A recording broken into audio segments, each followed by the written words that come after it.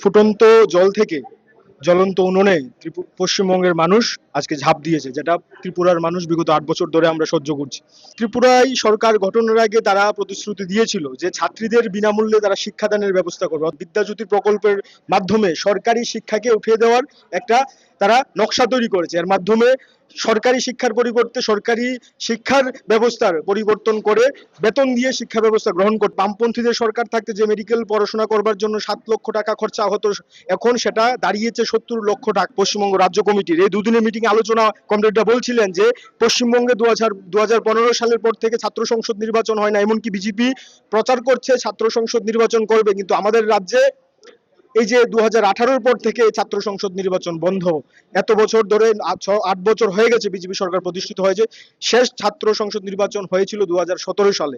এই পর্যন্ত আমরা বলছি ছাত্র সংসদ নির্বাচন করতে হবে। এসএফআই ছাত্রদের নিয়ে আমরা প্রতিরোধ করছি এবং আমরা এটা বলতে পারি প্রত্যেক দিন শুধুমাত্র পেশি বলের প্রতিরোধ না, মানসিক প্রতিরোধ আমাদের করতে হচ্ছে। বিজেপি আরএসএস যেভাবে ছাত্রদের মধ্যে হিন্দুত্বের রাজনীতি ঢুকানোর চেষ্টা করছে, সাধারণ ছাত্রর মধ্যে সে হিন্দু না সে মুসলিম, সে জৈন না খিসাই, এরকম ভাবে ছাত্রদের জন্য বিভাজন করবার চেষ্টা করছে। শুধুমাত্র আমাদের রাজ্যে হিন্দু মুসলিম না, এদিকে পাহাড়ি বাঙালি থেকে শুরু করে সরকারি শিক্ষাটাকে বাঁচাতে গেলে স্কুল থেকে শুরু করতে হবে। আমরা স্কুল স্তরে আমাদের ইউনিট কমিটিগুলো আমরা তৈরি করছি নতুন ভাবে, যেভাবে বিজেপি আক্রমণ নামিয়ে আনছে। পশ্চিমবঙ্গে শাসনভার নিয়েছে বিজেপি। একদিকে 15 বছর যখন তৃণমূলের সরকার চলেছে, একাধিকবার ছাত্র সংসদ নির্বাচন সহ ছাত্রছাত্রীদের দাবি দাওয়া নিয়ে এসএফআই এর বিভিন্ন লড়াইয়ের কথা তারা বলেছে। বিজেপি শাসনভার নেওয়ার পর তাদেরও বিকল্পের কথা, ছাত্র সংসদ নির্বাচনের কথা ফের বিজেপির কাছেও সমানভাবে জানাচ্ছে এসএফআই। আমাদের সঙ্গে এই মুহূর্তে রয়েছেন ত্রিপুরার এসএফআই এর রাজ্য সম্পাদক সৃজন দেব। ত্রিপুরায় 8 বছর আগেই বিজেপি সরকার গড়েছে 2018 সালে। তারপর ত্রিপুরা ছাত্রদের ওপর কিভাবে বিজেপি সরকার আক্রমণ চালিয়েছে, তার বিরুদ্ধে হয়েছে প্রতিরোধ, সেই লড়াইয়ের কথাই আমরা জানবো সৃজনদার থেকে। সৃজনদা, প্রথমে তোমার গণশক্তি ডিজিটালে স্বাগত। হ্যাঁ, নমস্কার। হ্যাঁ, আমি প্রথমেই যেটা জানার, 2018 সাল অবধি ওখানে বামপন্থীরা সরকার চালিয়েছে। তারপর বিজেপি সরকার, এই 8 বছরে বিজেপি কিভাবে ছাত্রদের উপর আক্রমণ চালিয়েছে?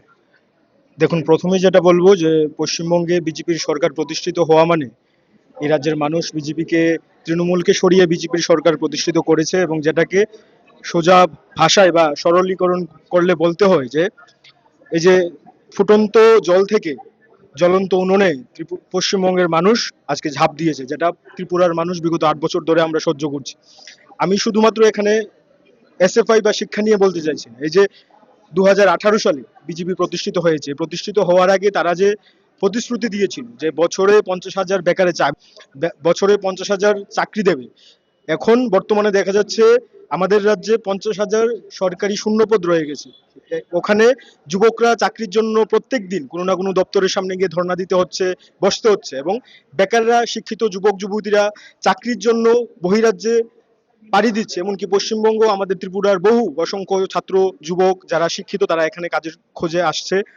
এবং আপনি যেটা বললেন যে পশ্চিমবঙ্গে নতুন করে একটা সরকার প্রতিষ্ঠিত হয়েছে, কিন্তু ত্রিপুরায় বিগত 8 বছর ধরে আমরা এই সরকারকে ফেস করছি। এখন এসএফআই যেটা বলছে যে ত্রিপুরায় সরকার গঠনের আগে তারা প্রতিশ্রুতি দিয়েছিল যে ছাত্রীদের বিনামূল্যে তারা শিক্ষাদানের ব্যবস্থা করবে, অর্থাৎ বেসরকারিকরণের দিকে যে ঝোঁকার কথা আমরা বলছিলাম সেটা সরকারে আসার আগে তারা অন্যভাবে বলছিল।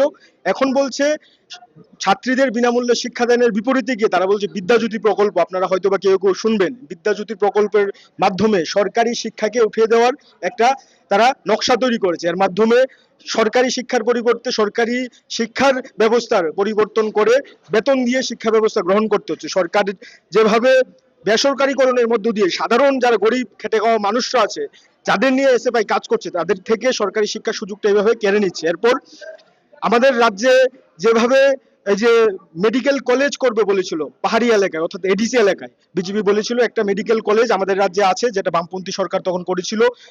এখন আরেকটা করবে যেটা তারা পাহাড়ি এলাকায়, কিন্তু এখন তারা সরকারে এসে তারা যে বামপন্থীদের সরকার থাকতে যে মেডিকেল পড়াশোনা করবার জন্য 7 লক্ষ টাকা খরচা হতো, এখন সেটা দাঁড়িয়েছে 70 লক্ষ টাকা। আপনারা ভাবতে পারেন কি অবস্থায় তারা নিয়ে যাচ্ছে আমাদের রাজ্যের পড়াশোনার ব্যবস্থাটাকে, যেখানে যার বাবার পয়সা আছে, আমাদের রাজ্য প্রান্তিক রাজ্য, ছোট রাজ্য, ক্ষুদ্র শ্রমিক মানুষজনেরা বেশি, সেই জায়গার মধ্যে বিজেপি সরকার প্রতিষ্ঠিত হওয়ার পর শ্রমিক, কৃষক, যারা কম পয়সার মানুষ, তাদের থেকে শিক্ষা ব্যবস্থাটাকে কেড়ে নেওয়ার জন্য, সরকারি শিক্ষা ব্যবস্থাটাকে উঠিয়ে দেওয়ার জন্য বিজেপি কাজ করছে। এবং এই যে এতক্ষণ আমাদের আলোচনা হলো, দুদিনের মিটিং পশ্চিমবঙ্গ রাজ্য কমিটির, এই দুদিনের মিটিং আলোচনা কমরেডরা বলছিলেন যে পশ্চিমবঙ্গে 2015 সালের পর থেকে ছাত্র সংসদ নির্বাচন হয় না, এমনকি বিজেপি প্রচার করছে ছাত্র সংসদ নির্বাচন করবে, কিন্তু আমাদের রাজ্যে এই যে 2018 পর থেকে ছাত্র সংসদ নির্বাচন বন্ধ।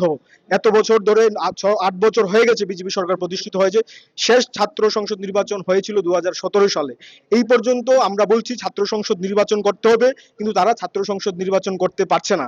এই অবস্থার মধ্যে আমরা এসএফআই ছাত্রদের নিয়ে আমরা প্রতিরোধ করছি, এবং আমরা এটা বলতে পারি প্রত্যেক দিন শুধুমাত্র মানে পেশি বলের প্রতিরোধ না, মানসিক প্রতিরোধ আমাদের করতে হচ্ছে। বিজেপি আরএসএস যেভাবে ছাত্রদের মধ্যে হিন্দুত্বের রাজনীতি ঢুকানোর চেষ্টা করছে, সাধারণ ছাত্রর মধ্যে সে হিন্দু না সে মুসলিম, সে জৈন না খিসাই, এরকম ভাবে ছাত্রদের জন্য বিভাজন করবার চেষ্টা করছে। শুধুমাত্র আমাদের রাজ্যে হিন্দু মুসলিম না, এদিকে পাহাড়ি বাঙালি থেকে শুরু করে বিজেপির যে নকশা তৈরি হয়েছে, নকশার বিরুদ্ধে, বাইনারির বিরুদ্ধে এসএফআই লড়ছে, সামনে দাঁড়িয়ে লড়ছে। বিজেপি আরএসএস এর সাথে মুখোমুখি লড়াই আমাদের, এবং 8 বছর ধরে এই লড়াই আমরা লড়ছি, আগামী দিনেও আমাদের লড়াই জারি থাকবে।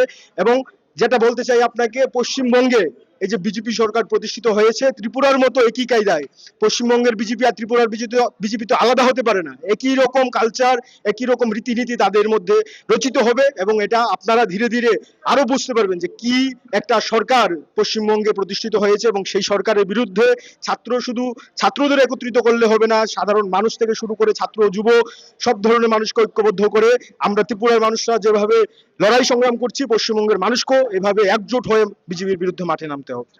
আমার শেষ প্রশ্ন থাকবে এটাই যে স্কুল বাঁচাও মূল বাঁচাও বলে একটি আন্দোলন পশ্চিমবঙ্গ রাজ্য কমিটি গোটা স্কুল শিক্ষাকে বাঁচানোর জন্য করেছেন। আপনি বলছিলেন ওখানে স্কুলের কি অবস্থা, এইটা যদি আমাদের একটু বলেন। হ্যাঁ, বলছিলাম আমাদের ছোট রাজ্যের মধ্যে মানে সরকারি ডাটা, আমাদের রাজ্যে সরকারি স্কুল, প্রাথমিক, তারপর উচ্চ মাধ্যমিক স্কুল 2594টা স্কুল আছে। আপনারা গুগল করলে আপনারাও দেখতে পারবেন। সেই 2594টা স্কুলের মধ্যে 350টা এরকম স্কুল আছে যেখানে একজন মাত্র শিক্ষক। তাহলে সংখ্যার আপনি 350 শুনলে হয়তো বা পশ্চিমবঙ্গের মানুষজনেরা তারা ভাববেন মাত্র ছোট সংখ্যা, কিন্তু আমাদের রাজ্যের জন্য এই সংখ্যাটা বিরাট। 350টা স্কুল, যেখানে একজন শিক্ষক দিয়ে মানে স্কুলটা পরিচালনা করতে হচ্ছে। এই অবস্থার মধ্যে মানে এরকম অবস্থা হলে স্কুলের মধ্যে ছাত্ররা যাবে কেন? বেসরকারির দিকে ঝুঁকবে ছাত্ররা। এই অবস্থার মধ্যে আমরা ছাত্রদের সংগঠিত করছি, অভিভাবকদের সংগঠিত করছি যে আমাদের রাজ্যের মধ্যে সরকারি শিক্ষাটাকে বাঁচাতে হবে, এবং সেই সরকারি শিক্ষাটাকে বাঁচাতে গেলে স্কুল থেকে শুরু করতে হবে। আমরা স্কুল স্তরে আমাদের ইউনিট কমিটিগুলো আমরা তৈরি করছি নতুনভাবে। যেভাবে বিজেপি আক্রমণ নামিয়ে আনছে, এই আক্রমণের বিপরীতে গিয়ে ছাত্রদের সংগঠিত করা যে কাজ আমরা করছি, সে কাজে আমরা মনে করছি শুধু স্কুল বাঁচাও মূল বাঁচাও না, একবারে সব দিক থেকে শিক্ষাটাকে বাঁচানো না গেলে আমাদের রাজ্যের যে সামনের প্রজন্ম, আগামী প্রজন্মকে রক্ষা করা যাবে না। এবং এই আগামী প্রজন্মকে রক্ষা করবার জন্য আমরা এসএফআই মাঠে আছি, এবং এই মাঠে থাকার জন্য আমাদের নানা সময়ে মার খেতে হয়, প্রয়োজনে গুলি খেতে হয়। এই অবস্থার মধ্যে বিজেপি যে সন্ত্রাস কায়েম করেছে, আমি আবারও বলছি, ত্রিপুরায় যে সন্ত্রাস বিজেপি 8 বছর ধরে চালিয়ে যাচ্ছে, এই সন্ত্রাস পশ্চিমবঙ্গে আগামী কিছুদিনের মধ্যেই শুরু হবে, এবং এই সন্ত্রাস থেকে কেউ রক্ষা পাবে না। তাই আমি আপনাদের মাধ্যমে পশ্চিমবঙ্গবাসীর কাছে আহ্বান করছি, ঝান্ডা, দল, মত নির্বিশেষে সকলকে একত্রিত হতে হবে, এবং একত্রিত না হলে এই বিজেপি ফ্যাসিস্টদের বিরুদ্ধে মানুষকে ঐক্যবদ্ধ করা যাবে না। এবং স্কুল বাঁচানো থেকে শুরু করে ছাত্র, যুব, শ্রমিক, কৃষক সবার বিরুদ্ধে বিজেপির লড়াই সংঘবদ্ধ করতে হবে। যেমনটা তিনি বলছেন, একদিকে স্কুল বাঁচানোর আন্দোলন, একদিকে শিক্ষা বাঁচানোর আন্দোলন, তার সাথে শ্রমিক, কৃষক, মেহনতি মানুষের ঐক্য।